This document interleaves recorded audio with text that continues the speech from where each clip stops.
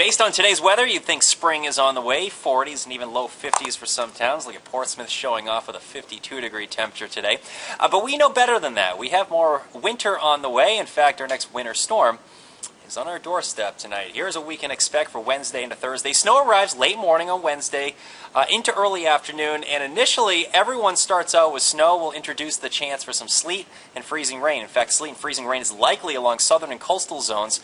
During the nighttime hours tomorrow night, it's also during that period the wind will pick up, gusting at times around 40 miles per hour. So there is the chance for some scattered power outages. The good news, due to the full moon cycle, it looks like the tides are running pretty low tomorrow, so coastal flooding should not be an issue with the storm. I do expect to change back over to snow on Thursday morning, so even areas that get sleet and freezing rain tomorrow night will change back over to snow just in time for your morning commute, unfortunately, for your Thursday. Only additional light accumulations are expected on Thursday, though. Here's what we have so far. Winter storm warnings are up for most of the area. They go into effect at 11 a.m. tomorrow and extend into Thursday. Winter weather advisories for coastal York County and also Rockingham County. You're going to see that change over a little bit sooner there. Things are quiet right now. In fact, we actually have partial clearing taking place. Our next storm is moving through the Great Lakes. Actually, the area of low pressure is situated right in here this evening. You can see it right in there. This storm system will be making its way right over Cape Cod and into the Gulf of Maine. At the same time, we have all this moisture surging north out of the Gulf of Mexico. So by tomorrow night, the storm's probably somewhere in here and moving into the Gulf of Maine. I think it tracks close enough that we will see some warmer air moving in, especially aloft. So only at about a few thousand feet in elevation, we're going to see warmer air, or wedge of warm air moving in, changing the snowflakes over to raindrops, and then instantly freezing at the surface, being freezing rain and likely some sleet. Before that, though, tomorrow afternoon, we get into a pretty good slug of snow. Now, temperatures are going to be slightly above the freezing mark, especially south and coast, so the snow may have a hard time accumulating, at least initially. But look at those darker shades of blue, some heavy bands of snow moving in during the afternoon hours. Let's take you through the nighttime hours. There's the storm intensifying as it moves over Cape Cod into the Gulf of Maine tomorrow night. And we're also introducing some sleet along southern and coastal zones during this period. Where it stays all snow, it is going to pile up. There'll be spots upwards of 1.5 feet of snow, especially in the mountains, by Thursday afternoon. Storm Tracker takes the storm out of the picture by late Thursday, but I think we all change back over to a period of light snow on Thursday, even at the coastline. Storm Tracker, closer inspection here. Let's take you through the late morning hours. We have our first flakes arriving late morning through midday or so. Temps are slightly above the freezing mark, especially along southern and coastal zones. So again, the snow may have a hard time accumulating, at least initially. Notice the darker shades of blue down through southern New Hampshire and Vermont, actually northern parts of Vermont as well. That indicates some pretty heavy bands of snow that will be moving in. And I think the entire region will get into those heavier bands of snow at some point mid to late afternoon on Wednesday.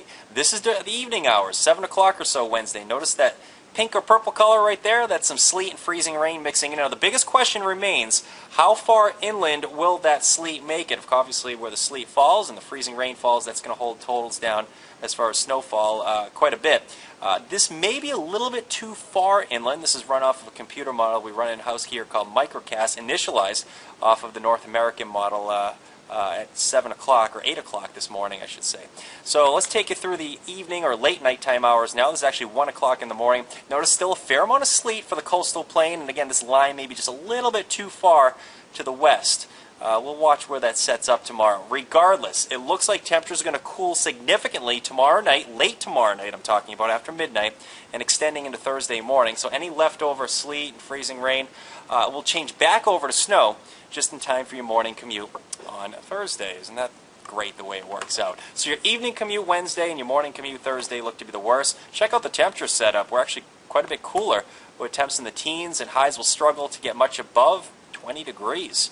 Upper teens to near 20. This is 1 o'clock in the afternoon Thursday. And note we still have some light snow out there, but only additional light accumulations are expected during the day on Thursday. The bulk of the accumulating snow will be between midday tomorrow and about 7 or 8 o'clock on Thursday morning.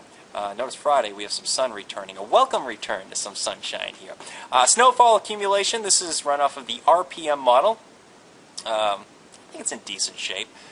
Due to that sleet and freezing rain, again, that's the biggest question. There's going to be a sharp cutoff. I mean, this cutoff could be pretty impressive here. Notice Portland, 6 inches of snow. Freiburg, close to 14. Augusta, close to 15 inches of snow. Rockland, close to a half a foot. So this is going to be the battle line as far as snowfall totals go. The mountains are really going to enjoy this one. Ski resorts, this one's going to be a ski season extender here. I think you're going to see a lot of ski resorts extending their closing dates. Lighter amounts as you head down to southern York County here. Only about 2 to 4 inches should accumulate there. So let's take a look at my snowfall forecast. No major changes here. Portland, I think we're solid for the upper end of 3 to 6.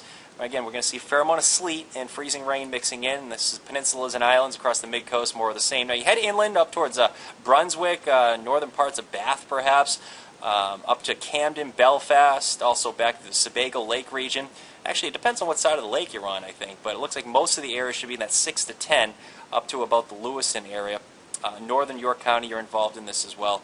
Now you get on the north and west side of Sebago Lake up through Lewiston, and more so Augusta. I feel confident Augusta is going to get into the 10 to 16. Lewiston, still a little bit of a question mark. You head north, central Androscoggin County, I think you're in the 10 to 16, and also the Freiburg area, Conway, you're in that 10 to 16 as well. Jackpot out of this one? There it is. There'll be spots in Oxford, Franklin, Somerset County, Northern Carroll, and Coos County that get the jackpot of 15 to 20, and there may be some localized amounts that get higher amounts of snow, probably slightly over 20 inches of snow. Not out of the question. Let's talk about the winds during this storm system as well. Tomorrow, winds won't be an issue, at least until late in the day. Notice how the storm pulls or strengthens tomorrow night, and a northeasterly wind pulls down some colder air. During the nighttime hours, it's that northerly wind that will pull down the colder air at the surface. Aloft, we'll have some warmer air moving in, at least initially. So winds are going to be sustained probably around 20 to 25 miles per hour with gusts to 40 miles per hour. So strongest winds will probably be around 9 or 10 o'clock tomorrow night. Notice how the winds shift over to the northwest on Thursday, and it will be a little bit lighter. So here's a better time frame for you here.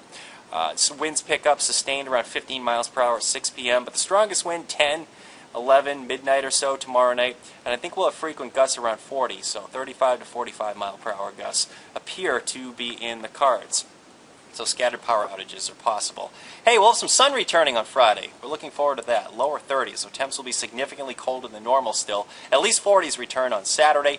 Another shot of cold air arrives next week. 20s for highs with lows slipping into the single digits. Again, still a little bit of a tricky forecast with the storm. The track would suggest that we're going to have some mixing, but the big question is, how far inland does that mix get? How much mixing of sleet and freezing rain do we get as well? And of course, that will determine how much snow we get. Regardless, it's going to be messy, it's going to be windy, it's going to be an ugly storm. But skiers and snowboarders are going to love this one. All right, that's the way things look. We'll have another update coming up on the Fox newscast at 10 and CBS 13 at 11. Of course, Craig has more updates tomorrow morning as well. Have a nice night.